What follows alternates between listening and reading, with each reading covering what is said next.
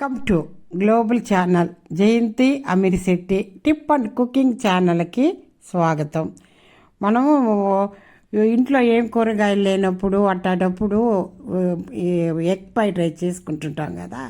ఎప్పుడు చేసుకునే రకంగా కాకుండా ఈసారి కొత్తగా చేసుకుంటాం. అసలు ఇంచుమించుకు బిర్యానీ స్టైల్లోనే ఉంటుంది ఇది. రుచికి మీకు మెతుకు లేకుండా తినేస్తారు. మొదట మిక్సీ గిన్నె తీసుకొని దాంట్లోకి పచ్చిమిర్చి, కట్ చేసిన పచ్చిమిర్చి, తరిగిన ఇంచి అల్లము, కొత్తిమీర, పుదీనా, వెల్లుల్లిపాయలు ఇవన్నీ వేసి మిక్సీ పట్టించాలా. మిక్సీ పట్టించుకొని పక్కన పెట్టుకోవాలా. ఒక గ్లాసు బియ్యంకి 2 గ్లాసులు నీళ్ళు పోసి కుక్కర్లో పెట్టి అన్నం ఉడికించుకొని పక్కన చల్లార్చుకోవాలా.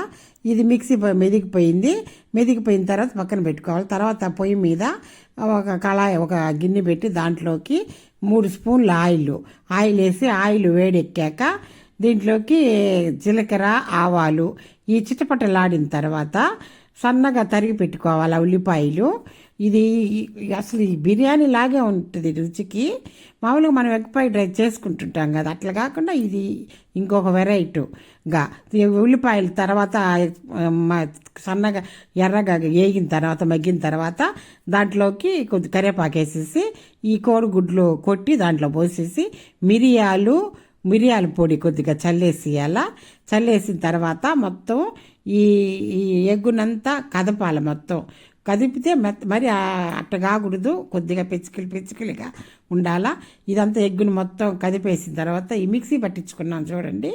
ఇవన్నీ ఈ పుదీనా, కొత్తిమీర, అల్లము, పచ్చిమిర్చి, వెల్లుల్లిపాయలు ఇవన్నీ మిక్సీ పట్టించుకున్న పేస్ట్ని దానిలో వేయాలా. దానిలో వేసేసి మొత్తం కాసింత పసుపు, కాసింత ధనియాల పొడి, గరం మసాలా పొడి ఇవన్నీ వేసేసి కలుపుకోవాలా. వీటికి కోడిగుడ్డుకి మొత్తం పట్టేంత వరకు కలుపుకోవాలా.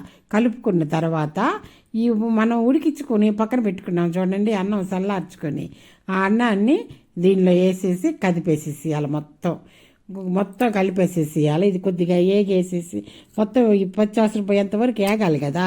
ఈ అన్నం చల్లారి పెట్టుకున్నాం కదా, చల్లారి పెట్టుకున్న తర్వాత ఈ అన్నాన్ని దాంట్లో వేసి మొత్తం కలుపుకోవాలా. ఇప్పుడు ఉప్పు కొద్దిగా రుచికి తగినంత ఉప్పు వేసుకోవాలా. ఉప్పు వేసేసుకొని ఇదంతా కలిపెట్టుకొని అంటే ఇది మామూలుగా మనం ఇంట్లో కూరలు ఏమి లేనప్పుడు అట్టాటప్పుడు చేసుకుంటే ఇది బాగుంటుందండి. ఇవి చాలా టేస్టీగా కూడా ఉంటుంది. ఇది అన్నాన్ని చల్లారి పెట్టుకొని పక్కన పెట్టుకున్నాం. ఈ అన్నం దాంట్లో పోసేసి మొత్తం కలుపుకోవాలి. ఆ మొత్తం అన్నం అంతా కలిపేసేసుకున్న తర్వాత గుమ్మలాడే ఎగ్ ఫ్రైడ్ రైస్ రెడీ అయిపోయింది. దీంట్లోకి సన్నగా కట్ చేసుకున్న కొత్తిమీర వేసేసేసి దీంట్లో పెరుగు చట్నీ కానీ గోంగూర కానీ వేసుకొని తింటే ఇంచుమించు బిర్యానీకి రుచికి సరిసాటి అండి. ఇది అంత బాగుంటుంది.